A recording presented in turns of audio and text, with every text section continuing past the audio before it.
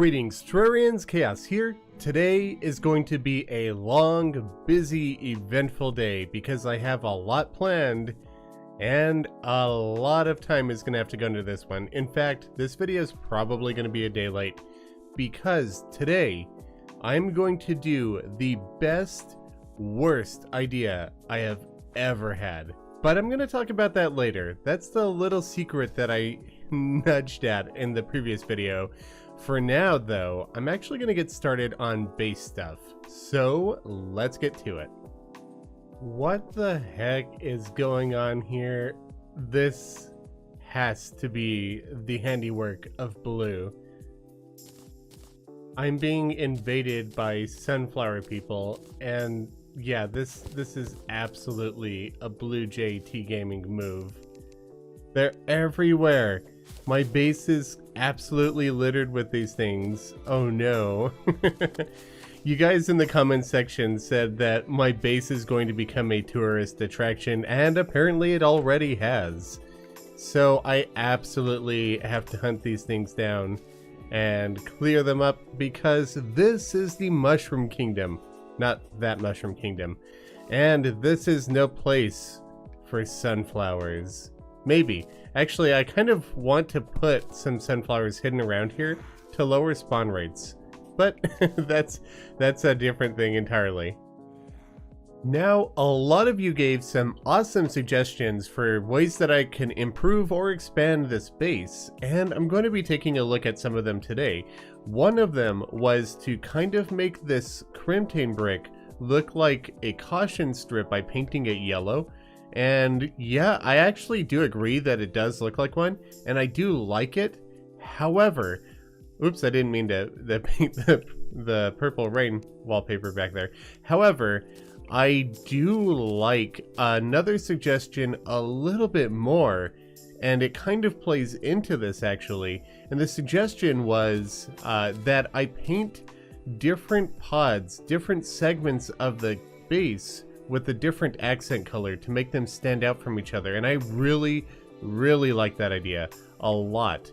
So I'm not gonna do that right now because obviously we only have a few pods to begin with. There's not a whole lot of organization needed.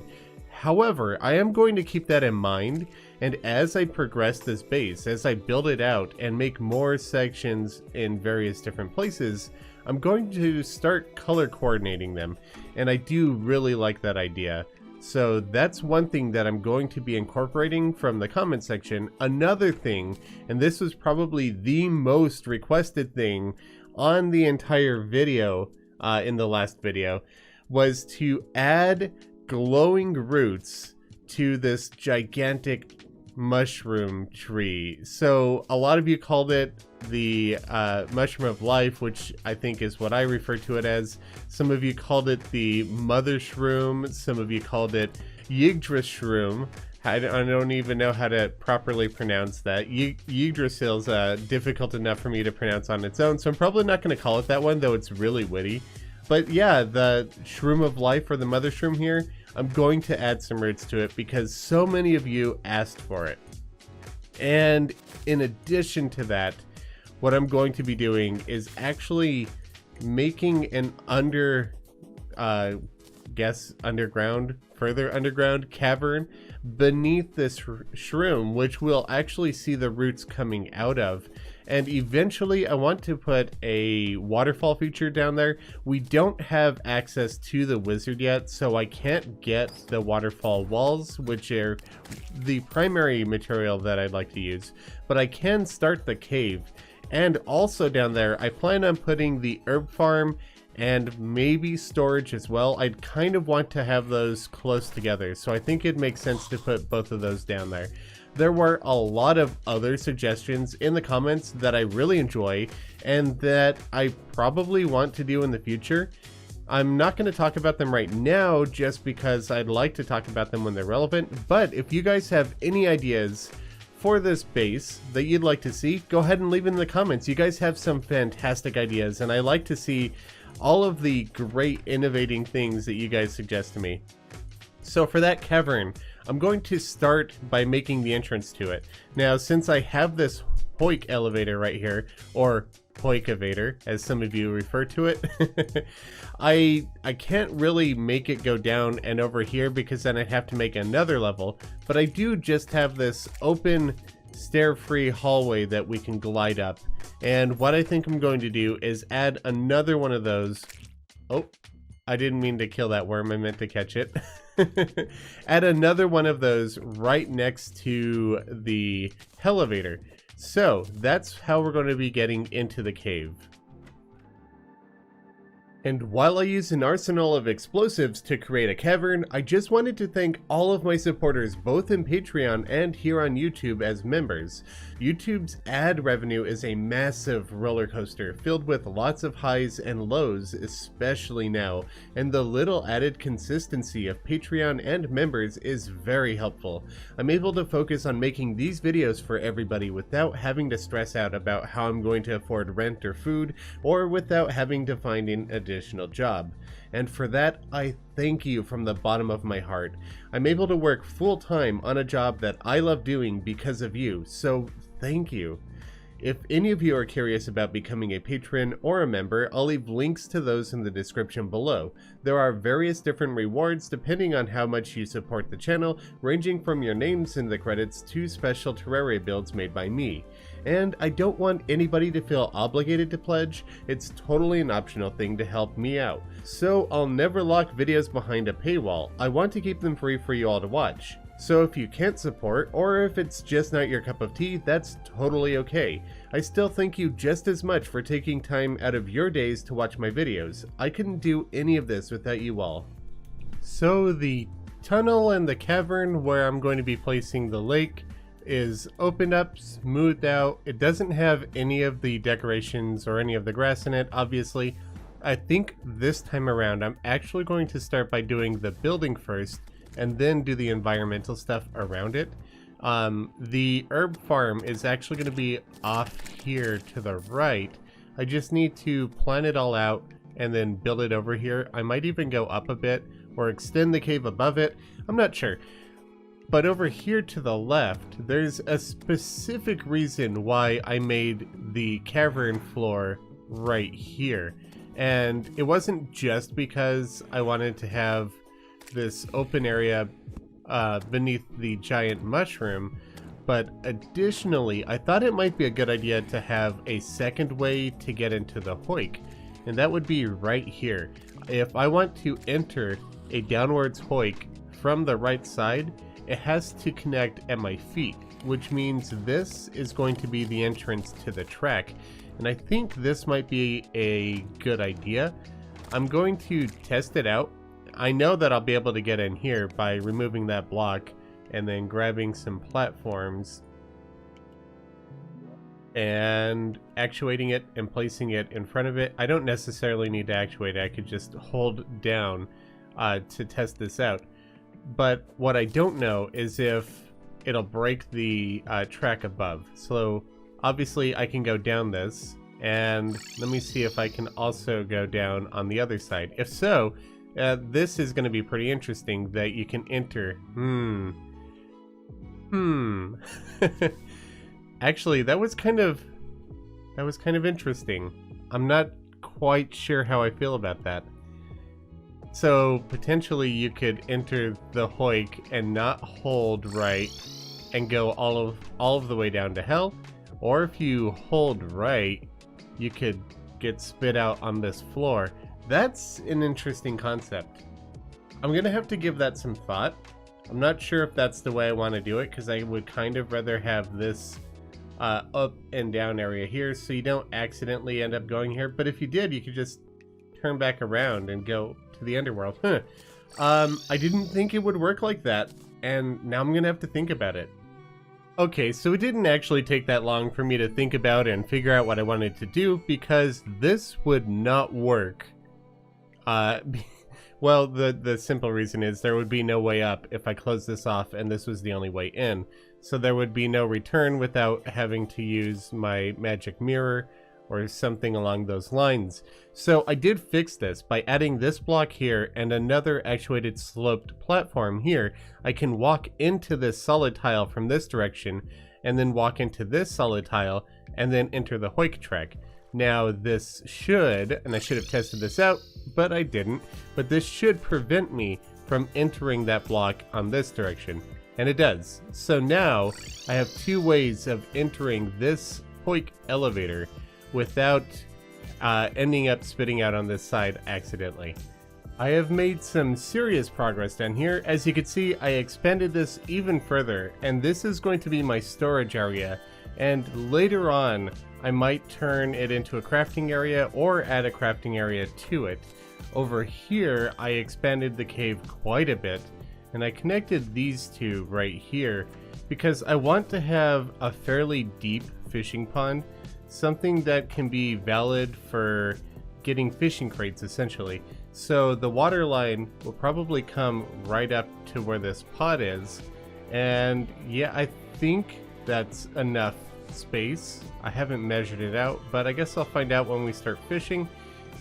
And over here I'm going to be making the herb farm across this bridge, which I have done no work with yet.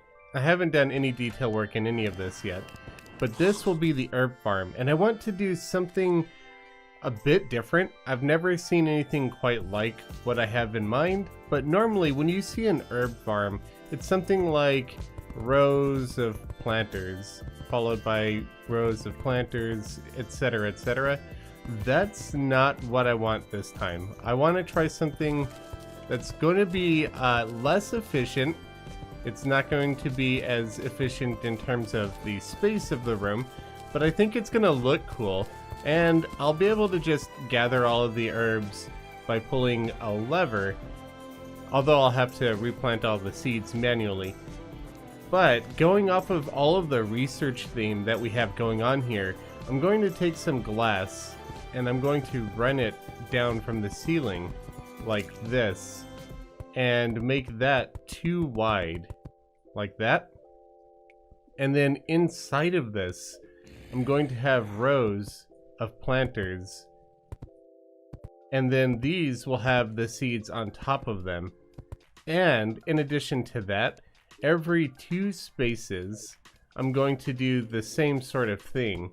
So 2 spaces, gap with another gap like that, and then this one, just like the one to the left, will have all of the planters in it. And I'm going to continue that all of the way down to the entire room. And the reason why I'm going to have this gap in here so that I can grab the seed that I want, fly up, plant, fly down, plant. And it'll be really, really easy to restock those. Pull a lever, all of these actuate, all of the plants and seeds pop off and just come to the bottom of this chute. And yeah, it'll be a real easy way for us to gather our herbs. Just click, click, click, click, and then fly and refill everything. And while I do that, I just want to take a moment to remind you all that early next week, I'm going to be attempting to stream for the first time on Tuesday the 21st at 10 AM Pacific time, which is 5 PM GMT over here on YouTube. I'm not sure if streaming will be something that I'm good at or not, so I'm going to test it out twice to see how it goes. The second stream will be Tuesday the 28th at the same time. If they go well, I will make it a part of my weekly routine. I enjoy engaging with you all in the comments and over on my Discord server, so I'm really excited to be able to chat with you all in a live stream. I'm not sure how well I'll be able to keep up with the chat while I build, but I'll figure that out as we go along. And in addition to building, I have some other shenanigans planned for the streams. I hope to see you all on Tuesday the 21st at 10 AM Pacific time. Progress has been made on the herb farm, and by that I mean it is absolutely complete. Except for I'm missing a whole bunch of seeds, and it's going to take forever to actually fully stock this and get things growing, but the farm itself is done. I added a clock in here so that I could watch the time, since a lot of these are time specific, and I organized each of the chests by the type of herbs that are growing above them, color coordinated it, named them, and yeah, everything's looking pretty good. So when a row of herbs is ready to go, we just hit the switch, it pops, all of the herbs and seeds fall down, and we collect it. then we could just fly up the side, replant all of the seeds, and we're good to go. I also went and used planters for each of the herbs, just so it's a little bit more visually clear which ones are which, except for this one. We can't get the Fire Blossom just yet. The Dryad won't sell the planter box for this until we defeat the Wall of Flesh, so I should be able to do that early next week, which is pretty exciting. I also added some fog machines up here to make it look like they're spraying mist onto the herbs, and that's how they're being watered. I just thought it would be a good fit. And in addition to that, I painted the Crimtane with lime because, as I mentioned earlier in the episode, I do want to start painting the Crimtane in all of the pods depending on what kind of area it is. And obviously an herb farm seems like it would fit to have that be a green or lime color. As far as the storage area goes, this one is going to be much larger than I'll ever need, most likely, especially since we're playing in journey mode and we research all of our building materials. I might need all of the chests if I had to store building supplies, but I don't. I just wanted to make the storage room rather large so I didn't run out of space eventually. I'm not sure exactly how I'm going to organize everything yet. I'll save that for later in the week. I just wanted to get started now. This isn't going to be the place where I keep my best treasures though. Eventually, I want to build a treasure vault within the base. Since we have no griefing rules on the server, aside from playing the occasional prank, I might even create a secure combination lock for that vault. And inside of it, I'll place a bunch of the rarities that I obtained throughout the playthrough, as well as a visual display of some of my gold and platinum that I get. I think it could be a fun addition, and the lock would keep Blue's sticky fingers out.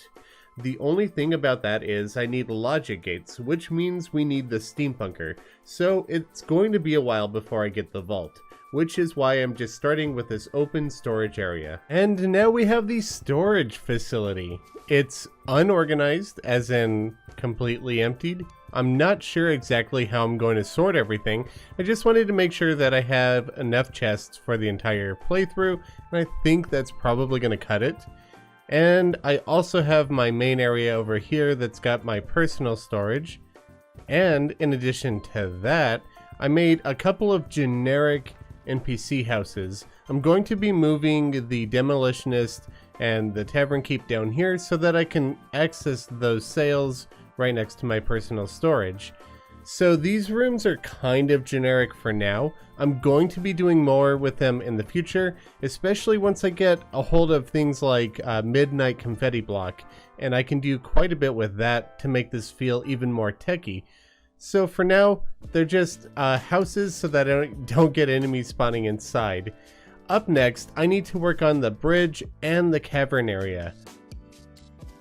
There's one more thing that I want to do before I move on to the secret thing that I hinted at the start of the video, and that is to add the highly requested root systems to the Mushroom of Life.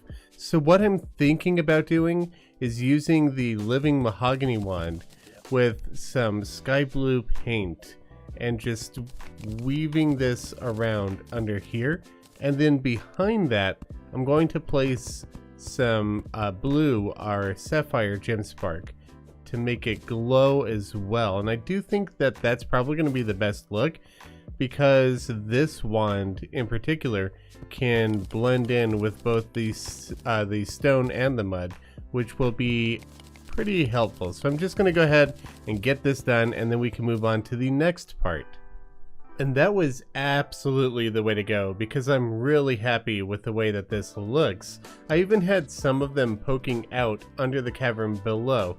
I went ahead and added some more of this rock wall texture to the background here because it looked like it was a little weak holding up everything above it. So I thought it could use additional rock support down there. Here we are at the upper overworld research outpost, and I have other plans for this today. But I'll be getting to that later, because now it's time to work on my best worst idea ever. It all starts with this lever right here.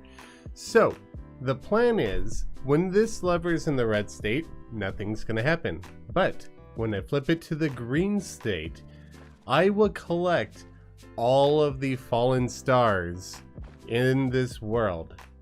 And maybe this is going to be a massive undertaking. So what I'm proposing is building a sky bridge across the entire world with a hoik track on it to collect all of the fallen stars. Now, I don't know if I'm going to do this. This is a large world.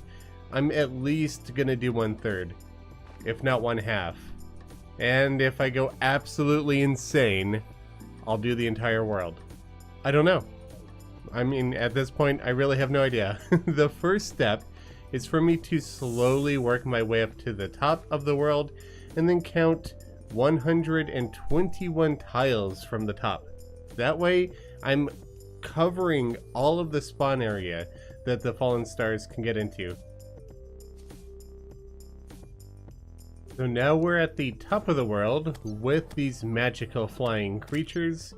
Thank goodness that I'm not doing this in hard mode and I don't have to deal with wyverns, because that would be terrible.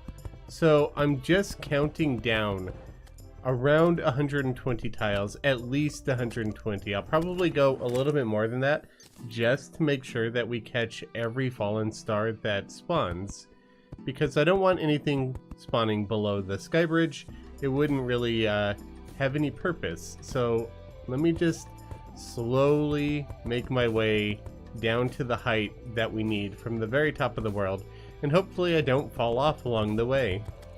Okay, so this is the height that I want to build the sky bridge at, and these two blocks right here specifically are going to be safe for the stars to fall down in and land right at that trap door, which means the hoik tracks need to end on either side of it like this, and these blocks won't be there in the long run. So the way that this farm works is it's a straight platform along the edge of the world, and it's just repeating the exact same shape over and over and over again. And this used to work in 1.3 much better than it does now. Unfortunately, 1.4 broke this a little bit, but essentially you create a hoik track with the blocks being shaped in this fashion, where we have, I guess, the teeth of the track pointing towards the center in this orientation. And originally what would happen is a falling star would hit this, get caught in it, and shoot off down the track. And it would require no wiring. It was fantastic, an amazing farm. It would take a very long time to build, but cheap, easy to do. Just, you know, the bigger the farm, the longer it would take you, especially since you have to hammer each one of these blocks. However, in 1.4, they changed the hitbox of fallen stars, and they now break the second that they hit this top block. They used to break shortly after hitting it, which means they would technically appear inside of the block. It no longer works like that. They land right on top of it. So in order to get them inside of the hoik, we have to use actuators, and we can do this a couple of different ways. We could set this up to a lever where it's always off or always on, or we could set it up to a timer, and I'm going to be doing the timer route. Specifically, I have a 1/4 second timer, so if I just make a little pocket for that right here, and I put the timer in it, this is going to be what activates the hoik.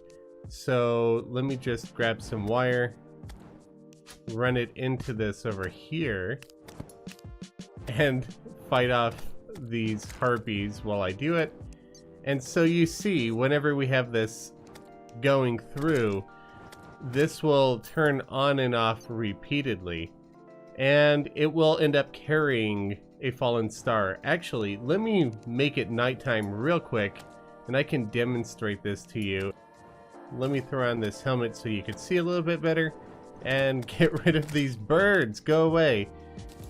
And you'll see now, if I just throw the star onto the track, it shoots across of it. So that's the way that this carries, and that was a lot of work just to show you that one star example. So I think the smartest way to go about doing this is baby steps, one little thing at a time. And by that I mean I'm going to start out by laying out the bridge itself, which will just be this flat row of tin plating, super easy to do. And then once that's at the edge of the world, I'll make my way back by placing this iron brick and hammering it along the way. And when I place that, I will be using my actuation device, this pressurator right here, to place actuators automatically. And then once that side is done, which is, I mean, it's a big area, but it's not much in terms of the world, then I can go through and do the same thing on the left side and decide how far I'm actually going to take this project. I don't know if I have the strength or the willpower to do the entire world, but just to give you a look at what the Hoik track looks like on this side, it's the same thing as the other side, but mirrored. So the arrows are going to be pointing to the right, and they have to have the bottom parts pointing down like this, otherwise it won't work. So I'm gonna get started.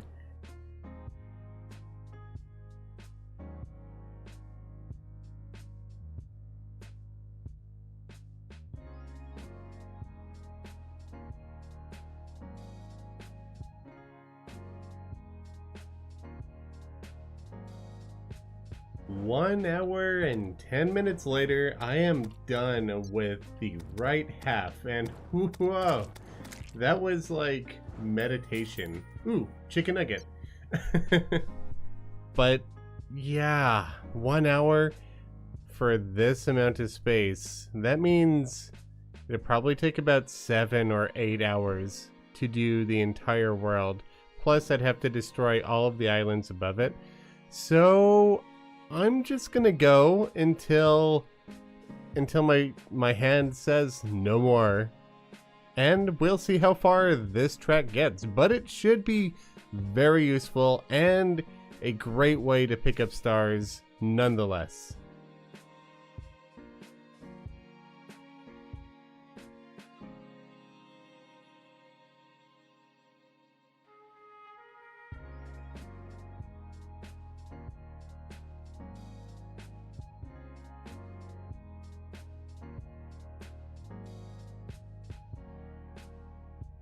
So, it looks like one of the other builders made a sky island up here for fishing, or at least expanded this lake to use for fishing.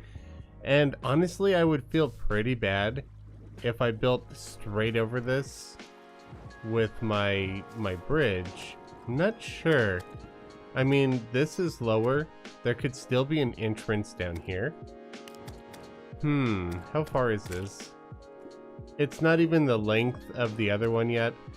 Yeah, I'm sorry, whoever built this thing. I am going to bridge over it though. I will leave a way for them to get in. It shouldn't disrupt their fishing area. But yeah, that's interesting. I actually didn't know this was up here. The interesting points of working on a server with a bunch of other builders. I tell ya, you never know what you're gonna find up in the sky on the Buildy Bunch server, because we had the one lake over here, and this one's the opposite. And somebody flattened it out, placed a workbench up here, and pretty much drained it. It's interesting. I have no idea what's going on here. Ooh, this is a find. So, I guess that means whenever we enter hard mode, I'm just going to be able to craft some wings after I, fight a wyvern and get the soul and do all that jazz. But there we go, giant harpy feather. That's a nice thing to have. Oh, hello there. I didn't notice you watching. It's a few hours in, and I'm just chilling out here with my harpy friends. They're just peacefully following me around wherever I go. We have nice, in-depth conversations about the meaning of life. why I'm doing such a ridiculous thing, and what I'm going to be doing next.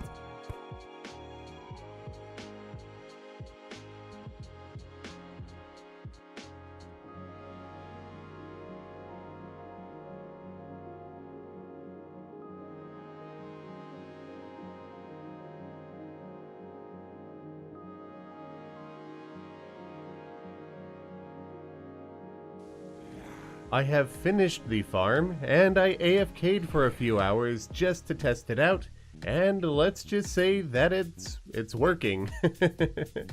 This thing is bigger than I thought I would go, by quite a bit. So obviously the edge of the world over here, and then right over my base, but I ended up going all of the way to the spawn point, so a little bit beyond it. So that's half of the world I'm collecting falling stars from. Like, they just come right down here. I don't need to have the trapdoor or anything open because of the treasure magnet. And the reason why I didn't keep going, not only because I was just dead tired at the time, this took a lot of work, but also I had forgotten that TLC plans on building a sky base, and I don't know exactly where that he wants to build that. So I thought it would probably be best if I didn't take all of the real estate up in the sky area. I didn't block him off from building his base. So he has the entire left half of the world to work with. Hopefully that's good for him. Hopefully he didn't want to make it on this side. If he does, I'm sure we could figure something out with this sky bridge. Blue happened to find the hoik in the sky a little bit early because he used his magic conch and it took him straight up there. So yeah, I guess I'll show him what it's all about. So much for cornering the market without being caught. I didn't think that the conch would take him all the way up there. Oh well, this is the point where he finds out.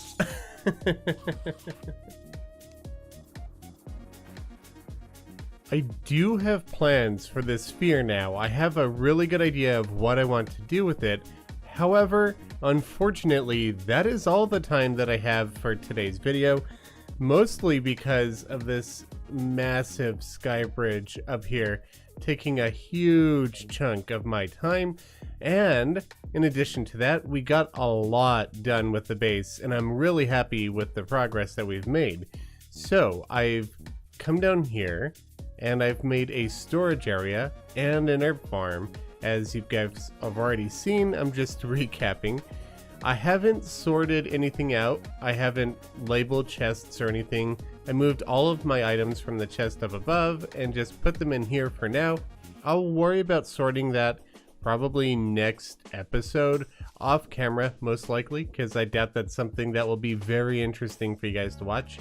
We added the much requested root system to the Tree of Life, and here is the herb farm. So lots done, lots more to do. I have so many plans for this base, and keep the suggestions coming because I loved the suggestions that you guys made for the base so far, and I can't wait to implement even more of them. So I'll catch you all early next week with the next episode of Buildy Bunch. This one should be a progression with the Wall of Flesh, everybody else joining in. I'm really excited for it, but before we fight the Wall of Flesh, I'm going to hop on early and do a special build in anticipation of that. So be sure to check back next Wednesday for the next episode of Buildy Bunch server. Thank you all very much for watching. I'll catch you all later. Happy building.